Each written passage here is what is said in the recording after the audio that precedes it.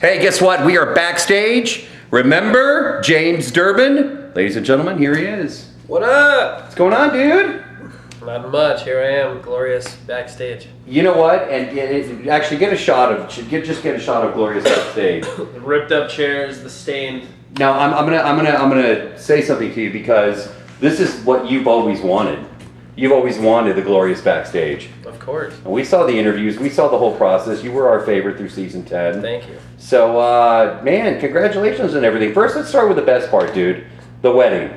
The wedding was amazing. New Year's Eve wedding.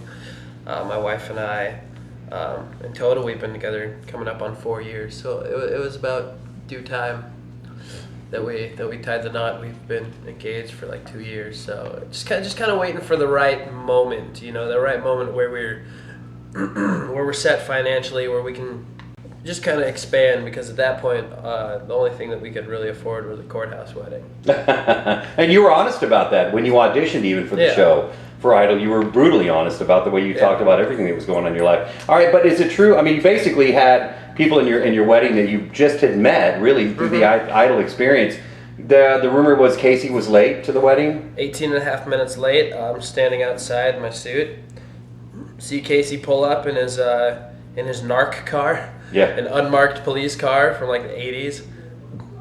The guy won't get a new car. He loves that thing. It's stinky, it's ratty, it's all torn up, just like Casey. But just as much as he loves his car, we all love Casey. You've really stayed close with everybody. Stefano, wasn't he your best man in the wedding? Stefano was my best man. Casey was there. My lead guitarist and my bass player were my groomsmen, and Haley was also there. So yeah, you know, I mean, when you spend that much time around all these people, I mean, just what people see on TV, we're together like another 6 months. Yeah. You know, there's a lot. I mean, Idol's like an 8-9 month process. Then we go on the tour, so it's pretty much a year. Yeah. You know, you're with these people every single day for a year. This is a dream come true for you, man. You make no qualms about it on the show, about you just have dreamed about being a rock star your entire life. Now you're on tour with Buck Cherry. I see. Is this new ink, by the way? Okay. A couple new ones. This one's pretty dry. But you wanted to be a rock star for quite some time. Certainly have the talent, and American Idol put you where you need to be to propel that. You're on tour with Buck Cherry, which is legit, dude. That's really cool. You're just having a blast, aren't you? Definitely. You know, this is definitely the dream. You know, it always felt like there was something wrong about going on the Idol tour. You know, I had a blast. I learned a lot. But as that was being my first tour, you know, there's a 5-star caterer on hand, cooking you up whatever you want. You got a rider every single day with a stocked fridge full of beer and coconut water and almond milk and all these other little snacks and fried tofu and seaweed snacks and all this crap. And then it's like, you know, first class, you know, big ass tour bus. And then once you're done with that tour, you go on your own tour. Right. And then you're like, it's a long way to the top to rock and roll. And it just kind of felt like you're being lifted up, only till at the end of it, after 49 shows, right, the last 2 being in the Philippines, you're just like, see ya. It's actually a lot more than I expected, which I love. You know, I think that I work better under stressful situations. I mean, I've been sick the past couple days. I saw that on Twitter, by the way. We just had our first show with Buck Cherry last night, and somehow I found the strength to do it and still put on a kick-ass show. So, I don't know where it comes from. It's something otherworldly. Mm-hmm.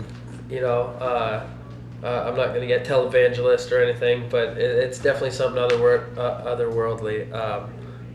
Every night we perform a cover of Ronnie James Dio's Rainbow in the Dark, and whenever I sing that song, it's like I can have no voice before I sing it, but as soon as I start talking about Ronnie and as soon as that first chord hits, that first note comes out, it's like I have a brand new voice, and I feel like Ronnie's like speaking through me and singing through me. So, and I got probably the biggest compliment from that is Ronnie's widowed wife, Wendy, contacted me and just said that Ronnie would be proud. So that's huge for me because Ronnie was is one of my favorite singers of all time. He passed actually here in Houston. He was getting treatment at the medical center. Oh wow. Yeah, it happened here in town. Okay, do you remember like the conscious decision when you said, I think I'm going to go audition for American Idol? I mean, is that still something that you remember, or does it seem like a blur? Or? Definitely not a blur, and I'll never get that out of my head. I had it up on the schedule to audition. I was working at Domino's Pizza. I was delivering pizzas, and I had it up on the schedule that I wanted to audition, and no one knew that was my passion. No one knew that I even sang. They told me that I wouldn't be able to get the day off. It was actually like 2 days, and so, I took it for what it was, and I was trying to devise some kind of a plan to call in sick and go anyway, even if I did get fired or something. So, a couple days, the weekend before, I went into work, and there were, like, everyone was there. All the employees were there, even people that had that day off and everything. They called them in, urgent emergency, and they had us all in the back kitchen and said, we're running this company on no money, we're bankrupt, we've been lying for the last month and a half, and we're fleeing the state. Oh my. You might be able to find him in Houston, I'm not sure. This is the guy that ran the Domino's place you're talking about? Wow, I didn't know this story. Wow. Him and his wife, and they said, you're all out of a job, come tomorrow. Wow. Well. So at one point I'm like, thanks for my 2 weeks. Insert curse word there. But on the other hand, I knew that Idol auditions were in 2 days, so I waited till the workday was over, and I went to Heidi, and I just told her what happened. And so for a while we were borrowing money from family members just to get by. Went to the auditions, waited a total of 30 hours between 2 days just to sing for 30 seconds. We just shot the recent Idol auditions in Austin, Texas, and we've been, live from Austin. We've been the auditions at Reliance Stadium. They just had here in Houston for this season. So we've seen firsthand what people go through. You look back at that, and I'm glad you see the 30-hour process for 30 seconds, and to where you are now. Do you kind of sometimes just go, James? Do you go, wow, that really did happen? Yeah, definitely. And the only times that I ever really think about it are when I get asked, because being on tour and just being a working musician, there's so many other things on your mind.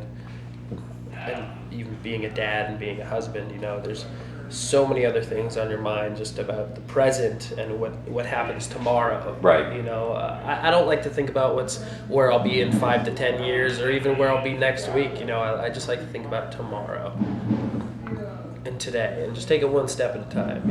Just that. As long as I'm satisfied with today, I have no need to complain about tomorrow. I love it. We got to talk about the new album, Memories of a Beautiful Disaster. I follow you on Twitter. I saw the excitement process you were going. This album is really personal for you because the songs are about love, and they're also very songs that are very close to you, personal experiences. Describe that experience for us. Describe the new album, really. Well, Memories of a Beautiful Disaster, the title is about looking back on moments of my life that at one point I thought were disasters, but now I can look at them and see the light at the end of the tunnel, see the beauty in the pain because it makes me who I am today and never want to change that. We make mistakes in life, but we learn from them and it makes us who we are, it makes us a better person. The writing process was pretty cool. It was real quick, so I was getting into co-writes whenever I could. I was fortunate enough to get into a couple. Finished all the vocals, recording of the vocals in 2.5 weeks. Just pretty much threw it together pretty quickly, and I'm really surprised that we came out with something good as we did. I'm really proud of it. I'm really honored with all the people that I got to work with. Howard Benson produced it. It's under my awesome record label, Wind Up Records. They do so much for me. You mentioned, and I saw an interview you did recently, one of the songs, a couple of songs actually deal with bullying. And of course, it's a big topic right now. We did a lot of work with the movie Bully that Weinstein just put out. What do you say to those people that I mean, they inspired that because it was very personal for you, and now you've been able to express it in your art. Do you think back and go like, haha, you know, here we are, here I am? I don't like to hold remorse against anyone for anything, you know. Kids have their reasons why they do it. That's beyond me. All I like to think about now is what I can do to help others. And luckily and fortunately and honorably, I've been able to become a part with WWE and Creative Coalition with Be a Star. Can't really read it because I wear this every single day. I never take it off. And I've been able to go to middle schools and I've been able to talk to kids just about my story and me being bullied and basically tell them that, you know, there is a light at the end of the tunnel, but you know, it's hard to get there. Just really don't lose sight on yourself. I just think it's just terrible, just awful that kids are taking their own lives at such a young age because someone's being that mean to them. It's just like, you know, we haven't come that far. Yeah. And still, I mean, you know, people talk, we've come so far, look at the iPad, look at, you know, you can make things bigger with your fingers. But, you know, you can't overshadow what's going on in your community. Right. I mean, people have been doing it for so long. I mean, it's just kind of like, when I was going through it, what they would say was, oh, kids are kids. They'll grow out of it. You know, I was bullied and look at me, you know, same thing happened to me, blah, blah, blah. It's just like, I mean, finally, there's people in the community, there's artists, there's singers that are actually doing something about it, and it's really cool to see that. And it's cool for me to be a part of it. You know, there was never, ever anyone around when I was growing up that was doing anything like this. So I think that's why it's so important now to do something about it, because people are actually listening.